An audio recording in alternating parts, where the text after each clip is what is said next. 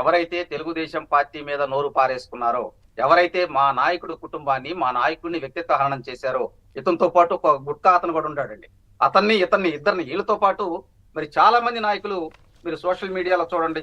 మరి సజ్జల భార్గవరెడ్డి, అదేవిధంగా print electronic మీడియాలో సజ్జల రామకృష్ణారెడ్డి, వీళ్ళందరూ మా మీద నోళ్లు పారేస్తున్నారండి. ఎట్ట వదిలిపెడతారు? ఇప్పుడు న్యాయం ఎవరికైనా ఒకటే కదా. ఇప్పుడు మీరు ఏదో అంటారు కదా, ఒక అట్టు ఇస్తే మేము 2 అట్లు ఇస్తామని చెప్పి. అట్లానే ఉంది ఇక్కడ వ్యవహారం. కానీ ఇక్కడ పరిస్థితులు చూడండి. మేము ఎప్పుడు కూడా ఏంటంటే తెలుగుదేశం పార్టీ సంయమనం పాటించింది. మీరు చూడండి, పవన్ కళ్యాణ్ గారి మీద అటాక్ చేసినప్పుడు కానీ, మా మీద అటాక్ చేసినప్పుడు కానీ, మా కార్యకర్తల మీద అటాక్ చేసినప్పుడు కానీ మేము చాలా మటుకి సమన్వయం కోల్పోలా. మేము ప్రతిసారి కూడా ఆ అధికారుల దృష్టికి తీసుకెళ్ళామండి. డీజీపీ దృష్టికి తీసుకెళ్ళాం, అప్పుడు ఉన్నటువంటి పెద్దల దృష్టికి తీసుకెళ్ళాం. కానీ మాకు న్యాయం జరిగిందంటే న్యాయం జరగల, అన్యాయమే.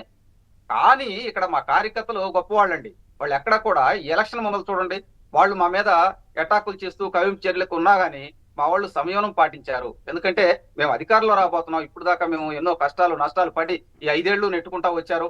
అదేవిధంగా మా అధినేతలు పవన్ కళ్యాణ్ గారు, తర్వాత మా అధినాయకుడు నారా చంద్రబాబు నాయుడు గారు కూడా వాళ్ళ యొక్క కార్యకర్తల్ని మమ్మల్ని అందరినీ కాపాడుకుంటూ వచ్చారండి. కాబట్టే ఈ ఎలక్షన్స్ లో మేము కాదు సాహెబ్ గారు, మీరు ఓట్ల టర్న్అవుట్ పర్సెంటేజ్ లెక్క చెప్పారు ఇప్పటిదాకా. ఇట్లా అండి, ఇట్లా ఇంత పర్సెంటేజ్ ఇది. వాళ్ళు కూడా ఒక లెక్క చెప్పేస్తున్నారు కదా, మేల్ ఓటర్స్ ఎంతమంది, ఫీమేల్ ఓటర్స్ ఎంతమంది, థర్డ్ జెండరు, ఇలా టర్న్అవుట్. అందులో మీకు మేల్ ఇంత బండి, మాకు ఏదో ఈవీఎంలు చూసినట్టే చెబుతున్నారులేండి ఆ లెక్క అంతా, ఇదంతా.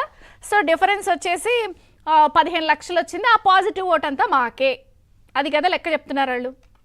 విజయ్ చంద్ర గారు ఎప్పుడైనా కానీ, ఇందాక పుల్లారావు గారు చెప్పుకుంటూ వచ్చారు, ప్రభుత్వం మీద వ్యతిరేకత ఉన్నప్పుడు పోలింగ్ శాతం పెరిగింది. దీంతో పాటు ఈ ప్రభుత్వం యువకులను తీసుకోండి, మరి జాబ్ క్యాలెండర్ అని చెప్పి మోసం చేశారు.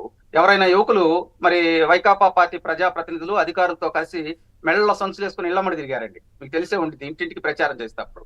మా జాబ్ క్యాలెండర్ ఏమైందంటే, అవునాయా ముఖ్యమంత్రి గారు చెప్పారు కదా, నువ్వు ఉప్పు చేపలు అమ్ముకోమంటే డిగ్రీ చదివిన కుర్రవాడు ఉప్పు చేపలు అమ్ముకుంటాడా?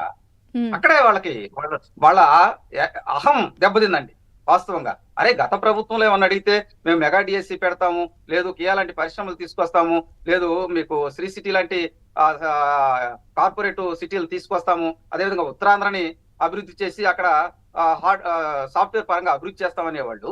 మరి ఏంది జగన్మోహన్ రెడ్డి 151 సీట్లు ఇచ్చారు, ఓపెన్ గా మాట్లాడుకున్నటువంటి అంశాలే. మరి అతను పరిపాలన చేత కావట్లేదు ఏందండి? ఒక సామెత కూడా చాలా ప్రచారం తిరిగిందండి, నపుంసకుడికి రమ్మని చేస్తే ఏమైందో అదే విధంగా అయింది.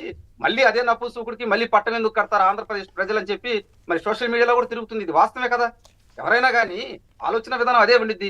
ఇక్కడ మహిళలు చూడండి, మరి 7 సార్లు విద్యుత్ ఛార్జీలు పెంచారు, 8 సార్లు దీంతో పాటు రవాణా ఛార్జీలు పెంచారు. సామాన్యులు నిత్యావసర వస్తువులు చూడండి, మరి ఆకాశాన్ని ధరలు, ఇక్కడ కూరగాయలు కొనలేనటువంటి పరిస్థితి. దీంతో పాటు గత ప్రభుత్వం తెలుగుదేశం పార్టీ అధికారంలో ఉన్నప్పుడు, అప్పుడు బీజేపీ కూటమితో కలిసి ఉన్నప్పుడు మరి మహిళల ఆత్మగౌరవం అనే నినాదంతో మరుగుదొడ్లు తీసుకొచ్చారండి. దాదాపు 3 కోట్ల మరుగుదొడ్లు తీసుకొచ్చారు అక్కడి నుంచి ప్రత్యేకంగా. వాటి మీద కూడా మరి జగన్మోహన్ రెడ్డి గారు పన్నేశారు కదండి. మీరు చెప్పేటువంటి ఈ అంశాలన్నీ చూడండి. అదే విధంగా ఎస్సీ ఎస్టీలు బీసీలు గత ప్రభుత్వాలు, ఏది ఇందిరమ్మ గారి దగ్గర నుంచి నందమూరి తారక రామారావు గారు, నారా చంద్రబాబు నాయుడు గారి దాకా ఎన్నో మరి అప్పుడు గృహాలు కట్టించారు. వాటి మీద కూడా ఓటీటీ అని 10 నుంచి 15 వేలు వసూలు చేశారు కదండి. ఏ విధంగా ప్రజలు జగన్మోహన్ రెడ్డికి ఓటేస్తారండి? దీంతో పాటు మరి మైనార్టీలకు సంబంధించినటువంటి టిడ్కో ఇళ్ళు, వాళ్ళ కేటాయించిన ఇల్లు కూడా ఇలేదు కదా.